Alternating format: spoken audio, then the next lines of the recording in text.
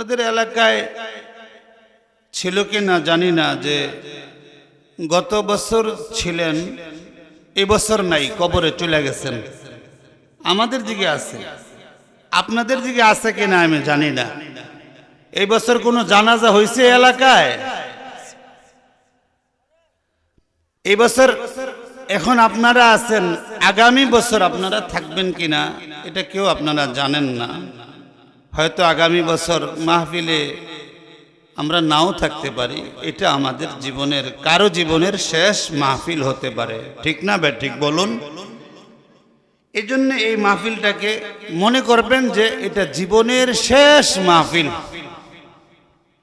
কারণ রসুল কি বলেন জানেন? ইদা আসবাহতা ফালা তানতাজিরিল মাসা ওয়া ইদা আমসাইতা ফালা তানতাজিরিস সাবাহ। যখন সকাল হয় সন্ধ্যার অপেক্ষা কইরো না, যখন সন্ধ্যা হয় সকালের অপেক্ষা করো না।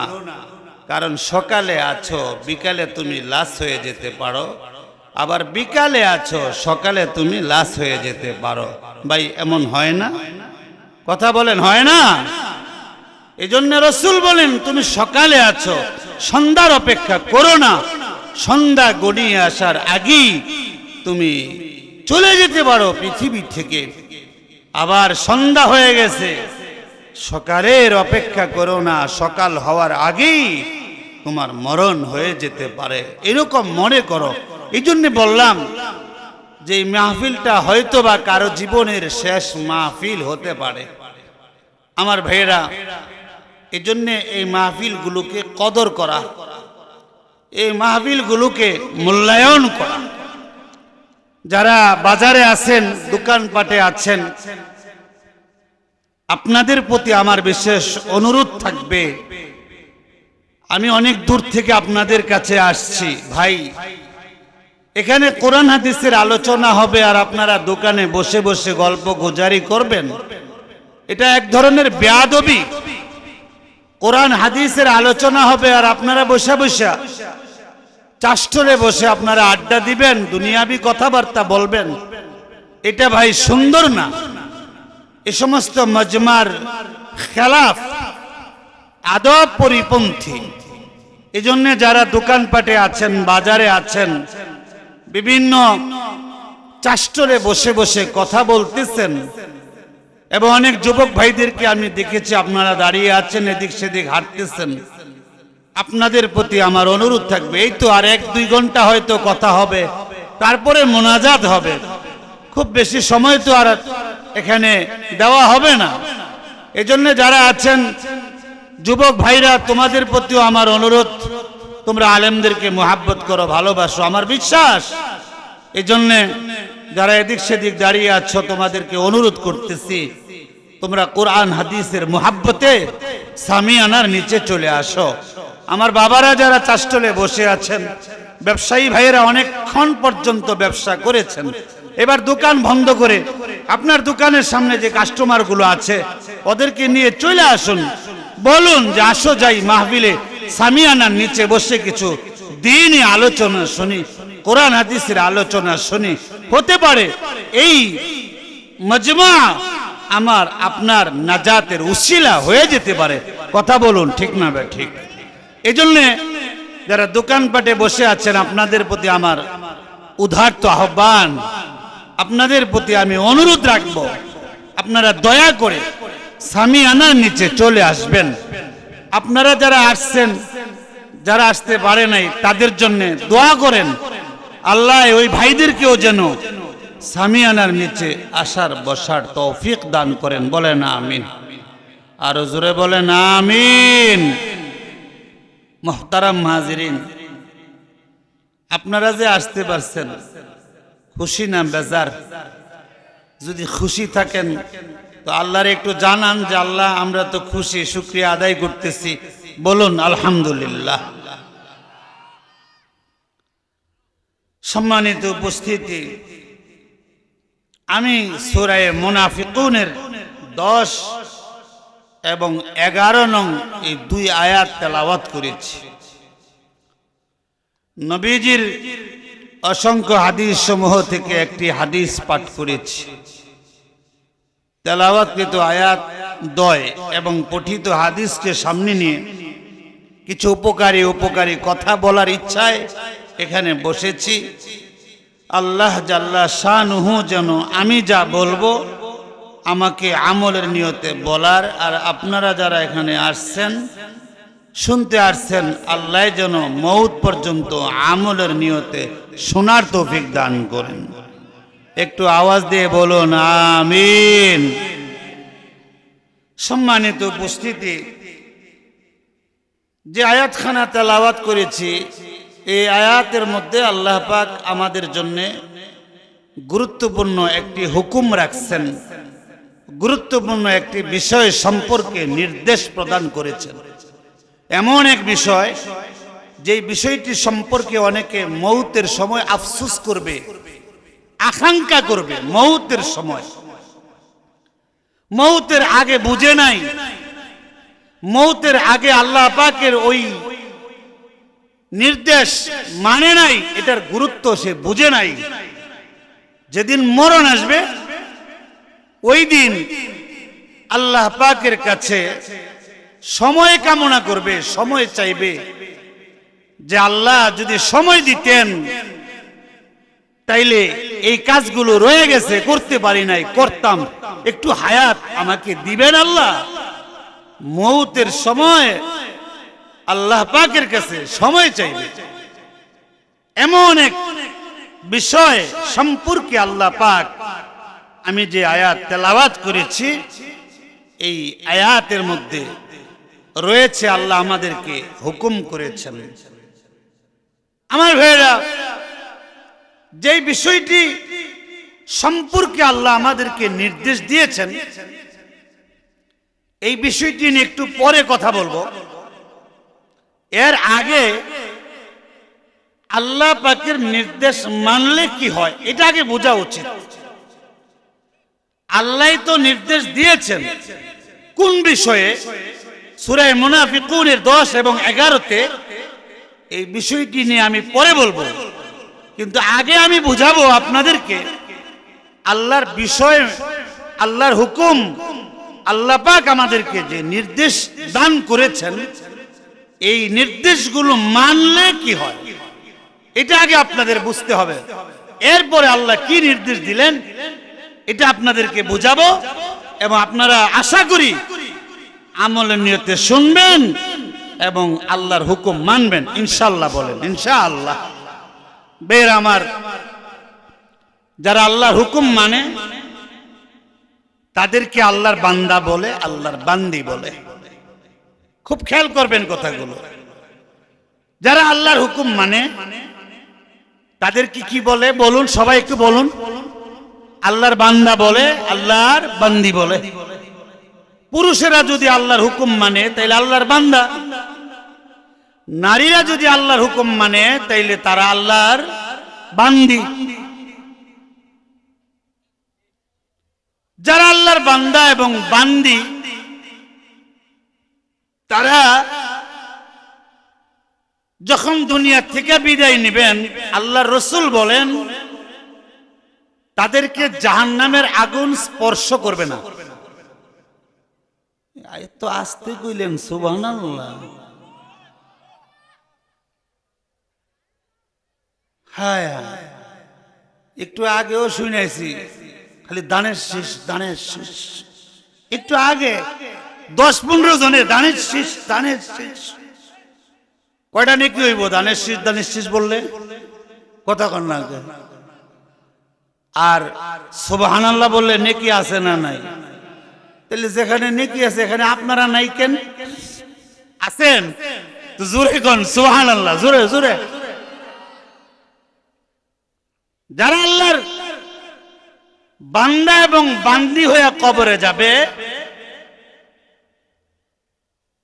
আল্লাহর রাসূল বলেন জাহান্নামের আগুন তাদেরকে স্পর্শ করবে না।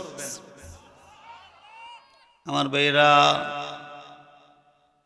একজন মহিলা দুধের সন্তানকে বুকে করে পয়গম্বরের কাছে গেছেন। মহিলা দুধের সন্তান বুকে করে বিশ্ব নবী মহানবী মুহাম্মাদুর রাসূলুল্লাহ সাল্লাল্লাহু আলাইহি ওয়াসাল্লামের কাছে যাইয়া বলেন, পয়গম্বর, আমি আপনাকে একটি প্রশ্ন করতে আসছি। পয়গম্বর বলেন, আল্লাহর বান্দী, তুমি আমাকে কি প্রশ্ন করবা বলো। মহিলা বিশ্ব নবীকে ডাক দিয়া বলে, নবী গো, আমি আপনার কাছে জানতে চাই, একজন মা তার দুধের সন্তানকে যে পরিমাণ ভালোবাসে, আল্লাহ কি তার বান্দারে বান্দিরে এই পরিমাণ ভালোবাসেনি? সুবহানাল্লাহ কোন। আমার ভাইরা, মহিলা পয়গম্বরকে প্রশ্ন ছুড়ে দিলেন, ও পয়গম্বর, জানবার চাই, একজন মা তার দুধের সন্তানকে যে পরিমাণ ভালোবাসে, আল্লাহ কি তার বান্দারে বান্দিরে এই পরিমাণ ভালোবাসেনি? পয়গম্বর বলেন, মহিলারে, একজন মা তার দুধের সন্তানকে যে পরিমাণ ভালোবাসে, আল্লাহ তার বান্দারে বান্দিরে এর চেয়ে হাজার হাজার গুণ বেশি ভালোবাসে। পয়গম্বর বলেন, বলো কি তুমি? এই মহিলা শোনো, একজন মা তার দুধের সন্তানকে যে পরিমাণ ভালোবাসেন, আল্লাহ তার বান্দাকে বান্দিকে এর চেয়ে হাজার হাজার গুণ বেশি ভালোবাসে।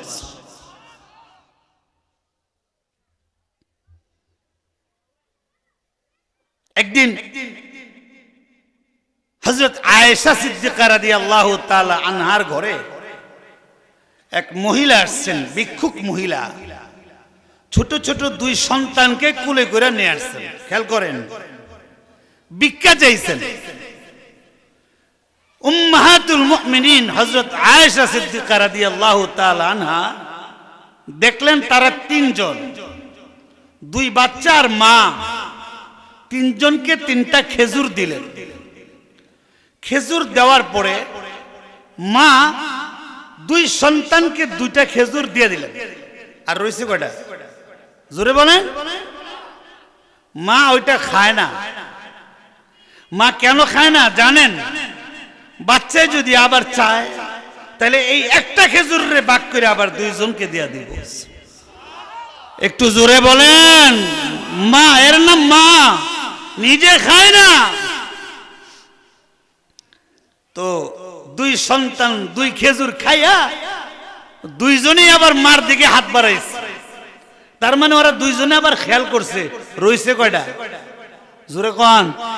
তাড়াতাড়ি খায়া দুইজনে আবার হাত বাড়াইছে মায়ের দিকে। মা মানে দেন দেন। তো মা এই একটা খেজুরকে ভাগ কইরা দুইজনকে দিয়েছে। মা খায় নাই। ইতিমধ্যে রাসূল আসছেন ঘরে। উম্মাহাতুল মুমিনিন হযরত আয়েশা সিদ্দিকা রাদিয়াল্লাহু তাআলা আনহা নবীজিকে বলেন, ওগো নবী, একজন মা তার সন্তানকে এত ভালোবাসে, এত মায়া করে? রাসূল বলেন, কেন, কি হয়েছে? আয়েশা সিদ্দিকা রাদিয়াল্লাহু তাআলা আনহা বলেন, আমি এক ভিক্ষুক মহিলা আসলো, আসার পরে দুই সন্তান নিয়ে আসছেন, আমি তিনটা খেজুর দিলাম। দুইটা খেজুর দুই বাচ্চা খেয়ে ফেললো, আরেকটা খেজুর ওর মার জন্য দিয়েছিলাম, মা খায় নাই। মা ভাগ কইরা এই একটা খেজুরকে দুটা ভাগ কইরা দুই সন্তানের মুখে উঠায় দিচ্ছে। আল্লাহ নবী কি বলেন জানেন? শোনো, তুমি তো সন্তানের প্রতি মায়ের ভালোবাসা দেখেছ, তুমি কি জানো বান্দার প্রতি আল্লাহর কি পরিমাণ ভালোবাসা, এই মা তার সন্তানকে যে পরিমাণ ভালোবাসা দেয়, আল্লাহ তার বান্দা এবং বান্দিকে এর চেয়ে হাজার হাজার গুণ বেশি ভালোবাসা দেয়। আমার ভাইয়েরা, পয়গম্বর বলেন, মহিলার একজন মা তার দুধের সন্তানকে যে পরিমাণ ভালোবাসে, আল্লাহ তার বান্দারে এবং বান্দিরে এর চেয়ে হাজার হাজার গুণ বেশি ভালোবাসে। মহিলায় বলেন, পয়গম্বর আমার প্রশ্ন এখনো শেষ হয় নাই। আল্লাহ নবী বলেন, কি বলবা বলো শুনি। এবার আল্লাহর বান্দি ডাক দিয়া কয়, পয়গম্বর আমার প্রশ্ন এখনো শেষ হয় নাই। নবী বলেন, ঠিক আছে বলো কি বলবা। পয়গম্বর তাই যদি হয় আপনি যা বলছেন, একজন মা তার দুধের সন্তানকে যে পরিমাণ ভালোবাসে, আল্লাহ যদি তার বান্দারে বান্দিরে এর চেয়ে হাজার হাজার গুণ বেশি ভালোবাসে, তাইলে আমার প্রশ্ন থাকে, কি প্রশ্ন? এবার মহিলা ডাক দিয়া বলে, নবীজি পৃথিবীতে এমন একটা মা খুঁজে পাওয়া যাবে না যেই মা তার দুধের সন্তানকে আগুনে পোড়ায়, এমন মা দুনিয়ার জমিনে পাওয়া যাবে না। কিন্তু আমরা জেনেছি আল্লাহ পাক তার হাজার হাজার বান্দারে বান্দিরে জাহান্নামের আগুনে পোড়াবে। তাইলে একজন মা তার দুধের সন্তানকে যে পরিমাণ ভালোবাসেন, আল্লাহ তার বান্দারে বান্দিরে এর চেয়ে হাজার হাজার গুণ কিভাবে বেশি ভালোবাসলো, আমার তো বুঝে আসলো না। জোরে জোরে বলেন সুবহানাল্লাহ। মহিলার প্রশ্নটা কি একটু খেয়াল করেন। মহিলা বলতেছেন, যদি একজন মা তার সন্তানকে যে পরিমাণ ভালোবাসে, আল্লাহ যদি তার বান্দাকে এবং বান্দিকে এর চেয়ে হাজার হাজার গুণ বেশি ভালোবাসেন, তাহলে প্রশ্ন হইল, পৃথিবীতে এমন কোন মা তো নাই যেই মা তার দুধের সন্তানকে আগুনে পোড়াবে? আছে? কথা বলেন। আপনাদের এই এলাকায় আছে এমন কোন মা যে মা তার সন্তানকে আগুনে পোড়াইয়া দিবে? আছে? অথবা নিজের সন্তানের গায়ে নিজে আগুন লাগাইয়া দিছে? কথা বলেন না কেন? আসেনি? নাই। কারণ মা তো দয়ালু, মা নিজে আগুনে পুড়ে যাবে, সন্তানকে আগুনে পোড়ায় না। কথা বলেন ঠিক না বেঠিক? ঢাকাতে একবার আগুন লাগছিল, ঢাকায়, পুরান ঢাকায় একবার আগুন লাগছে। 3 তলায় থাকেন এক মা, 1.5 বছরের সন্তান। খেয়াল করেন, 1.5 বছরের সন্তান নিয়ে 3 তলায় থাকেন, স্বামী অফিস করেন। তো স্বামী অফিসে চলে গেছে, 11টা 12টার দিকে আগুন লাগছে নিচতলায়। নিচতলায় দোকান, মার্কেট, আগুন লাগছে। এই আগুন আস্তে আস্তে উপরের দিকে যাইতেছে। এখন মা, ওই যে 1.5 বছরের বাচ্চা, যে এই বাচ্চা নিয়ে বিপাকে পড়ে গেছেন। মা একবার সিঁড়ির দিকে দৌড় দেয়, দেখে যে ধোঁয়া আর আগুন দেখা যায়। মা আরেকবার ছাদে যায়, তো ছাদে গিয়ে চিন্তা করতেছেন কিভাবে এই 5 তলার উপর থেকে সন্তান নিয়ে আমি লাফ দিব। উনি বুঝতে পারতেছেন না। একবার আসে সিঁড়ির কাছে, আবার যায় ছাদের উপরে। মা এবার নিশ্চিত হয়ে গেছেন আগুনে পুড়তে হবে, কিন্তু আমি না হয় আগুনে পুড়ে গেলাম, এই 1.5 বছরের বাচ্চাটা আমার চোখের সামনে আগুনে সে ভুনা হয়ে যাবে, আগুনে পুড়ে ছাই হয়ে যাবে। আমি মা এটা কিভাবে সহ্য করব? আমার ভাইরা কি করলেন দেখেন। মা উনি ওই যে জানালার শিক, ওনার সর্বশক্তি দিয়া শিক টান দিয়া 2 শিখের মাঝখানে একটু ফাঁকা করে, ফাঁক করে এই ফাঁকা দিয়া নিজের 1.5 বছরের বাচ্চাটা ঢুকাইয়া দিয়া এভাবে 2 হাতে ধইরা, নিচে যারা হাজার হাজার মানুষ আসছে আগুন লাগছে দেখার জন্য, এবার মা ওই বাচ্চার 2 হাতে ধইরা বলতেছেন, এই যে আপনারা আমার বাচ্চাটাকে ধরেন, আমি ছাইরা দিতেছি। ওর বাবা আসলে অফিস থেকে, ওর বাবার হাতে দিয়া দিয়েন, আমি আর হয়তো আমার স্বামীকে দেখতে পারবো না, আমি হয়তো কিছুক্ষণের মধ্যে আগুনে পুড়ে ছাই হয়ে যাব, আপনারা আমার এই 1.5 বছরের বাচ্চাটাকে তার বাবার কাছে ফিরিয়ে দিয়েন। বলেন সুবহানাল্লাহ, সুবহান। আমার ভাইরা উপর থেকে ছেড়ে দিয়েছেন, নিচে যারা ছিলেন এই বাচ্চাটাকে ধরছেন। বাচ্চাটা এখনো বেঁচে আছে, কিন্তু মা আগুনে পুড়ে ছাই হয়ে গেছে। জোরে বলবেন না সুবহানাল্লাহ? মা তো এমন নিজে আগুনে পুড়ে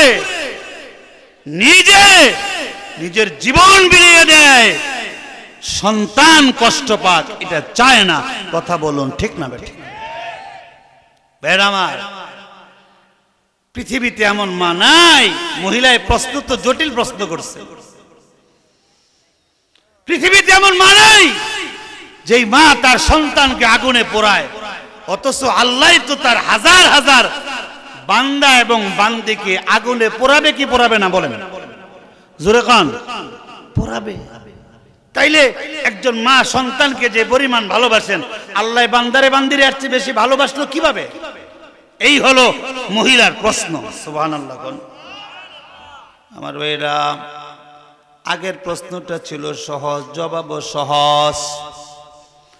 এবার মহিলায় যে প্রশ্ন করলেন, প্রশ্নটা জটিল, জবাবটাও জটিল হয়ে গেছে।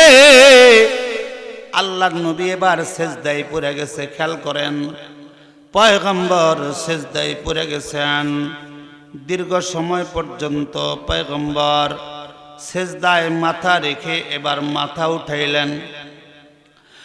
মাথা উঠাইয়া আল্লাহর বান্দিকে ডাক দিয়া কয়, ও মহিলা শুনো, মহিলা রে, আমি যা বলেছি সত্য বলেছি রে। আমি বলতেছি, আল্লাহর কসম খায়া বলি, আল্লাহর বান্দা যারা, আল্লাহর বান্দি যারা জাহান্নামের আগুন তাদেরকে স্পর্শ করবে না। মহিলা, আগে বুঝতে হবে, আগে জানতে হবে রে, আল্লাহর বান্দা কাকে বলে, আল্লাহর বান্দি কাকে বলে। আগে বুঝতে হবে আল্লাহর বান্দা কাকে বলে, আল্লাহর বান্দি কাকে বলে। যারা আল্লাহর বান্দা এবং আল্লাহর বান্দি হয়ে কবরে যায়, ওই কবর তাদের জন্য জান্নাতের বাগান হয়ে যায়। এবার মহিলা ডাক দিয়া বলে, নবীজি আমাকে জানিয়ে দেন আল্লাহর বান্দা কাকে বলে, আল্লাহর বান্দি কাকে বলে। এবার পয়গম্বর বলেন, যারা দুনিয়াতে আল্লাহর হুকুম মানে, আল্লাহর গোলামি করে, তারাই আল্লাহর বান্দা, তাদেরকেই আল্লাহর বান্দা বলে, আল্লাহর বান্দি বলে। সুবহানাল্লাহ, জোরে কান। তাইলে কি বোঝা গেল? আল্লাহর হুকুম যারা মানে, খেয়াল করেন, আল্লাহর বান্দা কাকে বলে, আল্লাহর বান্দি কাকে বলে? যারা আল্লাহর হুকুম মানে, আল্লাহর নির্দেশ যারা মানে। আল্লাহ নবী বলেন, এরকম বান্দা এবং বান্দিকে একজন মা তার সন্তানকে যে পরিমাণ ভালোবাসে, আল্লাহ ওই মায়ের চেয়ে হাজার হাজার গুণ বেশি ভালোবাসে তার বান্দাকে। এবং আল্লাহর বান্দা এবং বান্দি হয়ে যদি কেউ কবরে যায়, জাহান্নামের আগুন স্পর্শ করবে না। বুঝতে হবে আল্লাহর বান্দা কাকে বলে, আল্লাহর বান্দি কাকে বলে। এবার আপনারা বুঝে থাকলে বলুন তো দেখি, আল্লাহর বান্দা কাকে বলে, আল্লাহর বান্দি কাকে বলে? বলেন, আপনারা সবাই বলেন, আল্লাহর বান্দা কাকে বলে? হুকুম যারা মানে, আল্লাহর নির্দেশ যারা মানে। রাসূল এই কথাই বলেন। আগে বুঝতে হবে আল্লাহর বান্দা কাকে বলে, আল্লাহর বান্দি কাকে বলে। আল্লাহর বান্দা কাকে বলে? যারা আল্লাহর হুকুম মানে, আল্লাহর গোলামি যারা করে। সুবহানাল্লাহ, কোন সুবহান। তাহলে দেখেন, আল্লাহ রাসূল বলেন, তুমি দুনিয়াতে আল্লাহর হুকুম মানবা, আল্লাহর নির্দেশ মানবা, মওত পর্যন্ত তুমি আল্লাহর গোলাম হইয়া কবরে যাইবা, তো কবর জান্নাতের বাগান, তোমার দেহের মধ্যে জাহান্নামের আগুন স্পর্শ করবে না। একটা ফায়দা। 2 নাম্বার, একজন মানুষও উঠবেন না। আপনাদের প্রতি আমার অনুরোধ, আমি একটু জরুরি কিছু কথা বলেই আমার বয়ান শেষ করব। আমার পরে যিনি আসবে আর চমৎকার আলোচক আমার ভাইয়েরা, একজন মানুষ উঠবেন না। কতক্ষণ সময় আর কথা বলবো? সর্বোচ্চ হয়তো 12টা পর্যন্ত, 12টার দিকে মোনাজাত হয়ে যাবে। এটা কি খুব বেশি রাত? কি আপনারা শুনতে রাজি আছেন না? ইনশাআল্লাহ একজন ভাই উঠবেন না, আপনারা এসে বসবেন। আপনাদের প্রতি আমার অনুরোধ, 1 নম্বর ফায়দা, আল্লাহর গোলাম, আল্লাহর বান্দা এবং বান্দি হয়ে যদি আমরা দুনিয়ার থেকে বিদায় নিতে পারি, তাহলে কবর আমাদের জন্য জান্নাতের বাগান হবে এবং জাহান্নামের আগুন স্পর্শ করবে না। 1 নম্বর। 2, খেয়াল করবেন, আমরা সবাই মৃত্যুবরণ করব, সবাই। সামনে আমাদের মরণ, ঠিক না ঠিক? এখন মরণের সময় শয়তান মানুষদেরকে ধোঁকা দেয়। প্রত্যেকটা মানুষের মৌতের সময় শয়তান চেষ্টা করে তাকে বেঈমান বানাইয়া কবরে পাঠাইতে, মুশরিক কাফের বানাইয়া তারপরে দুনিয়া থেকে বিদায় করতে চায়। শয়তান সর্বশেষ চেষ্টা মৃত্যুর সময় প্রত্যেকটা মানুষের কাছে যাইয়া শয়তান ধোঁকা দিতে থাকে। কিন্তু যদি মরণ পর্যন্ত কেউ আল্লাহর হুকুম মানে, আল্লাহর নির্দেশ মানে, তাইলে মৌতের সময় শয়তান ধোঁকা দিতে পারে না, ব্যর্থ হয়ে যায় এবং ওই বান্দার জবানে অটোমেটিকলি কালেমা জারি হয়ে যায়। আরেকটু জোরে বলেন। আল্লাহর বান্দা এবং বান্দি হইয়া যদি আপনি মৃত্যুর বিছানায় যেতে পারেন, আল্লাহর কসম করে বলি, আল্লাহর কসম করে বলি, ওই দিন আপনার জবানে কালেমা জারি হয়ে যাবে, আপনি ঈমানদার হয়ে কবরে যাবেন। যেমন একটা উদাহরণ দিলে আপনারা খুব সহজে বুঝবেন। আল্লাহর ওলি শেখ জাকারিয়া রহমাতুল্লাহ আলাইহি, আল্লাহর ওলি শেখ জাকারিয়া রহমাতুল্লাহি আলাইহি, উনি মৌতের সময় অনেক বড় আলেম ছিলেন, অনেক বড় মুহাদ্দিস ছিলেন, অনেক বড় বুজুর্গ ছিলেন। খেয়াল করবেন কথাগুলো। উনি মৃত্যুর বিছানায় চলে গেছেন, অবস্থা ভালো না, যে কোনো মুহূর্তে আত্মা বের হয়ে যাবে। আপনজনেরা যখন শুনলেন আল্লাহর ওলির অবস্থা ভালো না, সবাই চলে আসলেন জীবনের শেষ দেখা দেখতে। আল্লাহর ওলি শেখ জাকারিয়া রহমাতুল্লাহি আলাইহির খাদেম যারা, তারাও চলে আসলেন, ছাত্ররাও চলে আসলেন, হাজার হাজার ছাত্র চলে আসলেন আল্লাহর ওলিকে শেষ দেখা দেখতে। আল্লাহর ওলি শেখ জাকারিয়া রহমাতুল্লাহি আলাইহি মৃত্যুর বিছানায়, কিছুক্ষণের মধ্যে আত্মাটা বের হয়ে যাবে। চেহারাটা এভাবে, এই যে খেয়াল করেন, এভাবে এই ডান দিকে চেহারাটা ফিরাইয়া শুয়ে আছে, চোখ বন্ধ।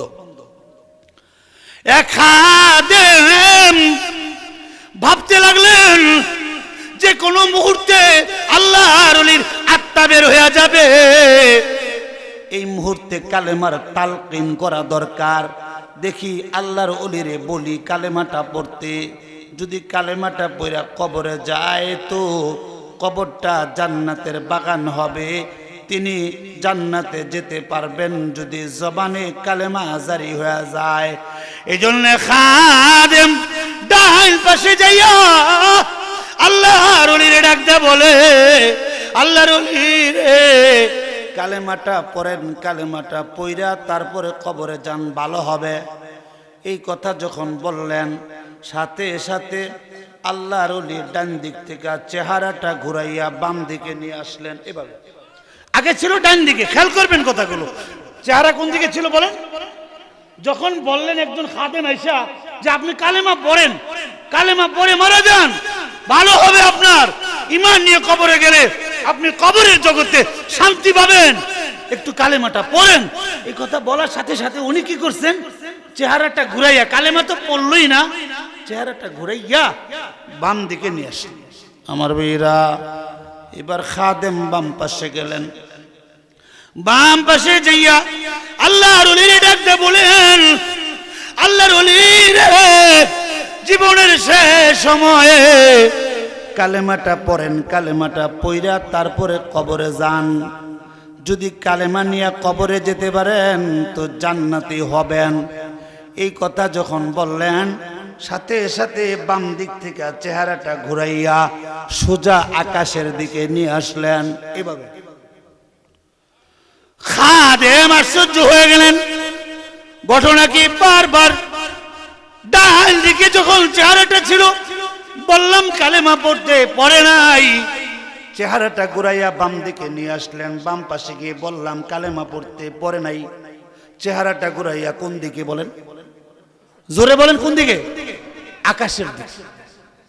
এবার খাদেম আল্লাহর ওলির চেহারা বরাবর যাইয়া, মুখ বরাবর যাইয়া ডাক ডাক কয়, আল্লাহর ওলি গো, বুঝতে পারলাম না কেন আপনি কালেমাটা পড়তেছেন না।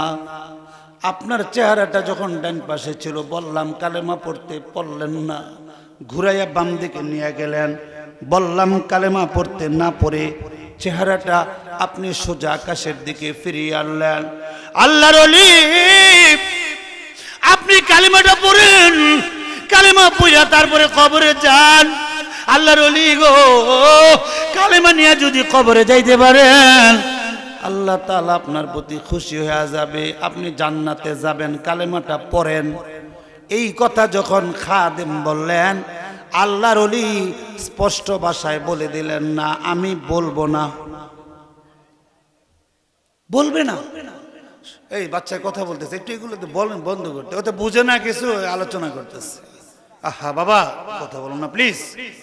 তো সবাই তো অবাক, উনার পাশে যারা বসা আছেন, এত বড় মুহাদ্দিস শেখ জাকারিয়া রহমাতুল্লাহ আলাইহি, যার কাছে হাজার হাজার ছাত্ররা হাদিস পড়ছেন, এত বড় ওলি, কামেল ওলি, কামেল বুজুর্গ, একজন বড় আলেম, উনার মৌতের চিত্র এই, বারবার উনাকে বলা হইতেছে কালেমা পড়তে, কিন্তু উনি কালেমা পড়বে না।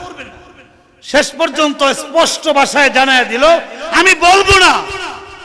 আমার ভাইয়েরা, এবার খাদেমের চোখে পানি, খাদেম কান্না শুরু করে দিলেন। আপনজনেরা অবাক হয়ে গেছে, যারা পাশে বসা ছিলেন ভক্তবৃন্দ সবাই অবাক, কিরে এত বড় আল্লাহর ওলি, তাইলে কালেমা না পড়ে আজকে কবরে যাবেনি? শেষ সময়ে শেখ জাকারিয়ার জবানে কালেমা জারি হবে না বুঝি? আল্লাহর ওলি কালেমা না পড়ে কবরে যাবেনি? সবাই ভাবতে লাগলেন, আশ্চর্য হয়ে গেলেন।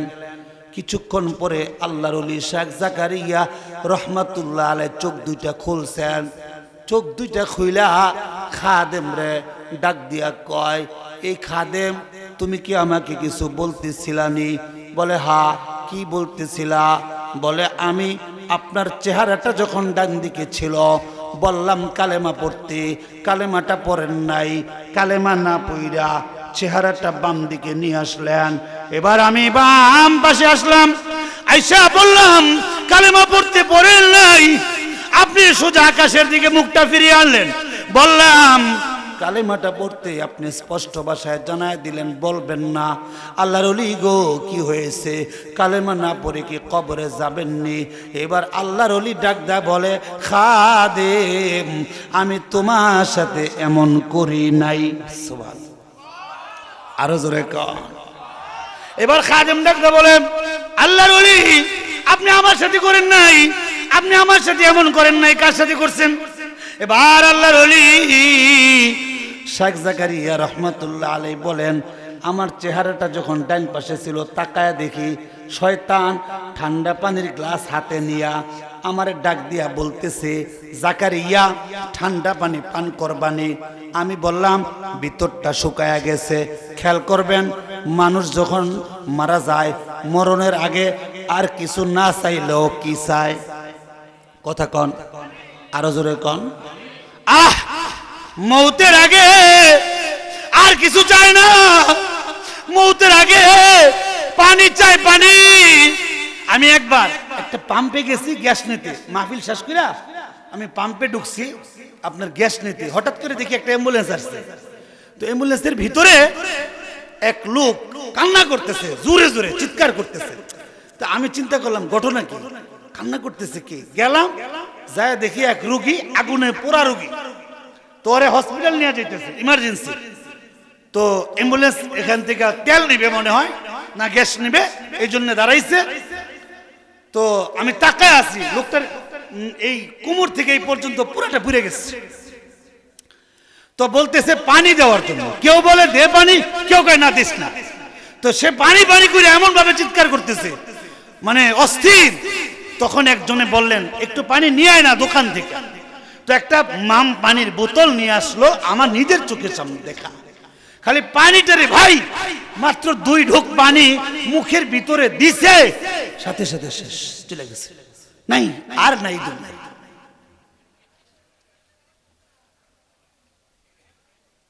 জি শেষ করে দেব অল্প সময়ের মধ্যে। তো যে কথা বলতেছিলাম, তো পানি মরণের আগে কি চায় মানুষ বলেন বলেন জোরে কোন, নাকি আপনাদের দিকে খেজুরের রস চায়? কথা কোন নাকি মরার আগে কি খেজুরের রস চায় না, যে খেজুরের রস লই খাই, এগুলো চায়? কি চায় বলেন বলেন? পানি চায় ভাই। ওই সময় ভিতরটা শুকায়া যায়। এটা একমাত্র অনুভব তারাই করে যারা মৃত্যুর বিছানায় চলে যায়। আমরা বুঝবো না, আমরা বুঝবো না ওই সময় কি পরিমাণ পানির পিপাসা লাগে, আমরা বুঝবো না আমার ভাইরা। এবার আল্লাহর ওলি ডাক দা বলেন, এই খাদিম তাকায় দেখি রে, শয়তান ঠান্ডা পানির গ্লাস হাতে নিয়ে আমারে বলতেছে, এই জাকারিয়া ঠান্ডা পানি পান করবানি? আমি বললাম হাত দিলে তো ভালোই হয়। এই কথা যখন বললাম, শয়তান আমারে বলতেছে, জাকারিয়া তোমাকে ঠান্ডা পানি দিব, তবে শুধু বলবা ঈসা নবী আল্লাহর ছেলে। নাউজুবিল্লাহ, জোরে কোন।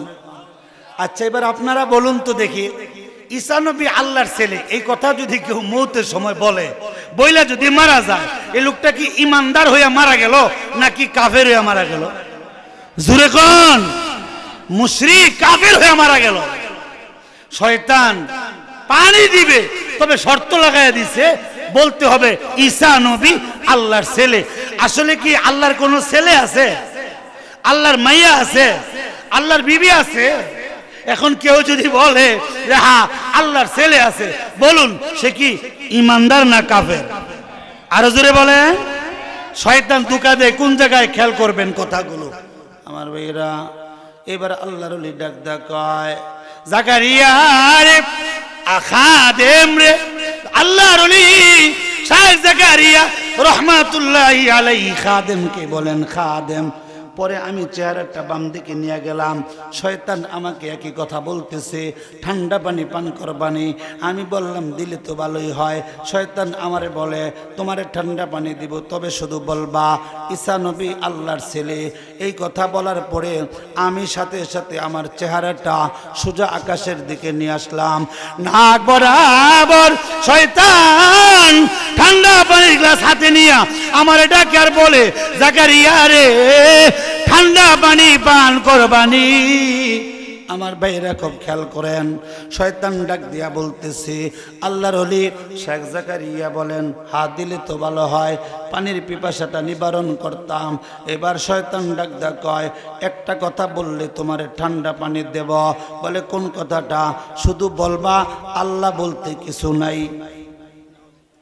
জোরে কোন, আরো জোরে। হয় নাই, আল্লাহ বলতে কিছু নাই। আপনারা কি বলেন আল্লাহ আছে না নাই? আরো জোরে বলেন আল্লাহ আছে না নাই? শয়তান ঠান্ডা পানির গ্লাস হাতে নিয়া আল্লাহর ওলিরে বলতেছে, পানি দিব, তবে শুধু বলবা আল্লাহ বলতে কিছু নাই। এই কথা যখন বলল, সাথে সাথে আল্লাহর ওলি বললেন, না আমি বলবো না। সুবহানাল্লাহ। আর জোরে কম। এবার শয়তানের মেজাজ গরম। শয়তান রাগ কইরা ঠান্ডা পানির গ্লাসটা ফালাইয়া দিয়া চলে গেছে। শেখ জাকারিয়া রাহমাতুল্লাহি আলাইহি সবাইকে বলতেছেন, এই শয়তান চলে গেছে, ব্যর্থ হইছে, আমাকে ধোঁকা দিতে পারে নাই।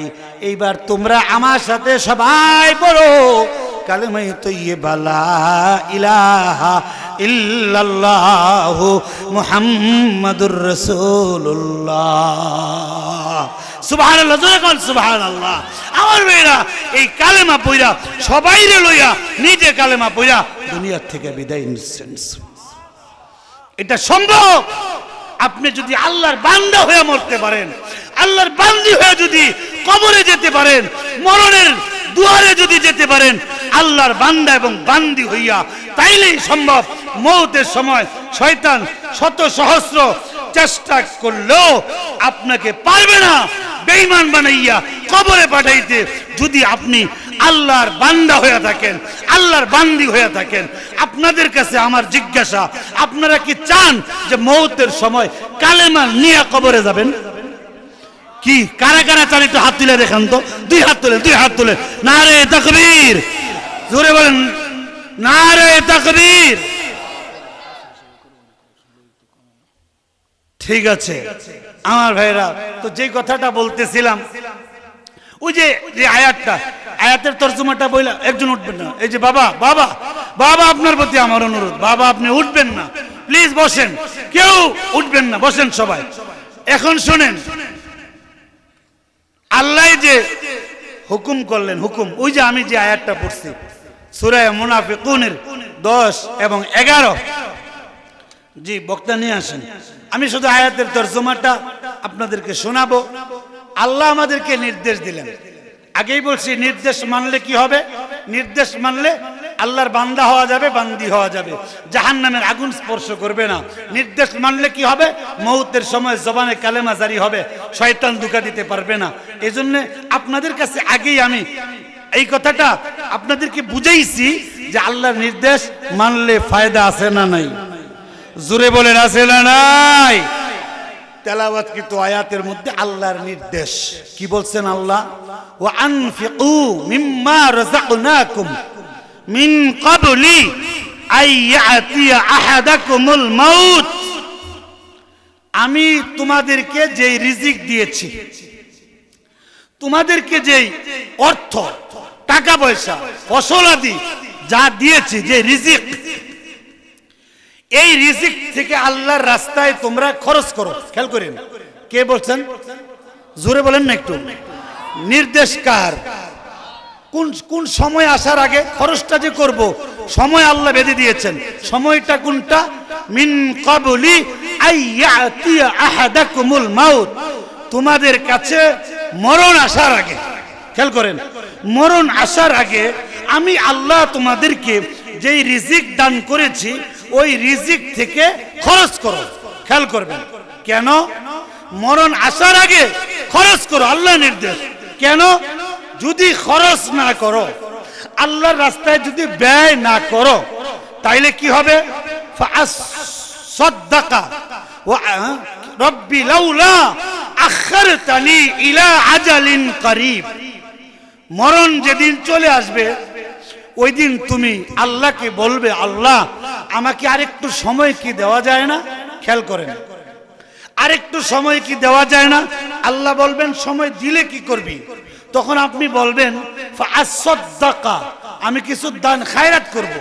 আপনি তো আমাকে অনেক রিজিক দিয়েছিলেন, আমি তো এগুলো জমা কইরা কবরে আসছি, মৃত্যুর দুয়ারে চলে আসছি। আপনি আমাকে একটু সময় দেন, একটু সুযোগ দেন।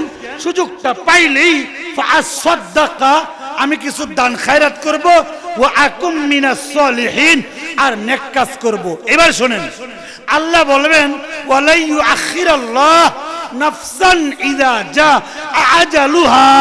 তোমার সময় তো নির্ধারিত ছিল, সময় তো বেঁধে দেওয়া ছিল। এই সময়ের মধ্যে তুমি আমি আল্লাহর রাস্তায় কেন দান করো নাই, কেন নেক আমল করো নাই? অতএব আজকে আর তোমাকে সময় দেওয়া হবে না, সুযোগ দেওয়া হবে না। আমার ভাইরা, শেষ পর্যন্ত আমাদের মরণ হয়ে যাবে। আফসোসের বিষয় হলো, ওই সময় ঠিকই বুঝে আসবে, আজকে যারা আল্লাহর রাস্তায় দান করে না, আল্লাহর রাহে যারা খরচ করে না, শুধু জমা করার ধান্দায় আছে, ওই সময় ঠিকই টের পাবে যখন তার মরণ এসে যাবে। এজন্য আল্লাহ পাকের হুকুম, মরণ আসার আগেই আমি আল্লাহ তোমাদেরকে যে রিজিক দিয়েছি তা থেকে খরচ করো। এখন আপনাদের কাছে আমার একটা জিজ্ঞাসা, তা হলো, আল্লাহর এই হুকুম মানতে রাজি কি? রাজি? আল্লাহর নির্দেশ মানতে রাজি আছেন? কারা কারা রাজি আছেন একটু হাত তুলে দেখান তো। আল্লাহ আপনাদেরকে কবুল করেন, বলেন আমিন। শেষ, এই নির্দেশ মানবেন, অর্থাৎ আল্লাহর ঘর আমি যতটুকু শুনেছি আল্লাহর ঘরের কাজ চলতেছে। আল্লাহর ঘরের কাজে আপনারা আল্লাহর দেওয়া রিজিক থেকে আপনারা ব্যয় করবেন ইনশাআল্লাহ। বলেন সবাই, বলেন ইনশাআল্লাহ। দুই, আরেকটা কথা, সেটা হলো ওই যে রসুলের হাদিস আমি যেটা পড়ছি, রসুল বলেন ইত্তাবিউল মাইয়িতা সালাসা, মানুষ যখন মারা যায়, মারা যাওয়ার পরে মাইয়িতের সাথে কবর পর্যন্ত তিনটা জিনিস যায়। আহলুহু ওয়া মালুহু, বলে তার পরিবারের লোকেরা যায়, সম্পদ যায়, ও আমালু এবং আমল যায়। ফায়ারজি ইসলাম, দুটা জিনিস ফিরে আসে। আহলুহু ও মালুহু, মাল ফিরে আসে, পরিবারের লোকেরা ফিরে আসে। একমাত্র বাকি থাকে ও বাকি আমালুহু, তার আমল বাকি থাকে। জোরে কোন সুবহানাল্লাহ। এই জন্যে যারা আমল নিয়ে কবরে যায়, আমরা তো মনে করি কবরটা একটা অন্ধকার ভয়ঙ্কর জায়গা, আমরা অনেকে মনে করি, কিন্তু ভাই এটা সবার জন্য ভয়ঙ্কর নয়। বিশেষ করে যারা নেক আমল করে, নেক কাজ করে, তাদের জন্য এটা ভয়ঙ্কর নয়। বরং রসুল কি বলেন শুনেন, যখন নাকি নেককার লোক কবরে চলে যায়, তখন আল্লাহর পক্ষ থেকে ঘোষণা আসে, নাম কা নাওমাতিল আরুস, এই তুই কবরে শুয়ে থাক, ঘুমাইতে থাক, ঘুমাইতে থাক। একেবারে নববধূরা যেমনে ঘুমায়, তুই এমনি ঘুমা। কিয়ামতের ময়দানে তোরে আল্লাহ ডাক দিব। জোরে কন্যা সুবহানাল্লাহ। এবং কবর থেকে জান্নাতের দিকে দরজা খুলে যায়, আর এক ধরনের শীতল হাওয়া, মৃদু বাতাস, হ্যাঁ আরামদায়ক বাতাস এই কবরের মধ্যে আসতে থাকে। কবরটা আলোকিত হয়ে যায়। কবরের দৃষ্টি যত, ওই ব্যক্তির দৃষ্টি যত দূর যায়, তত দূর কবরটাকে আল্লাহ প্রশস্ত করে দেন।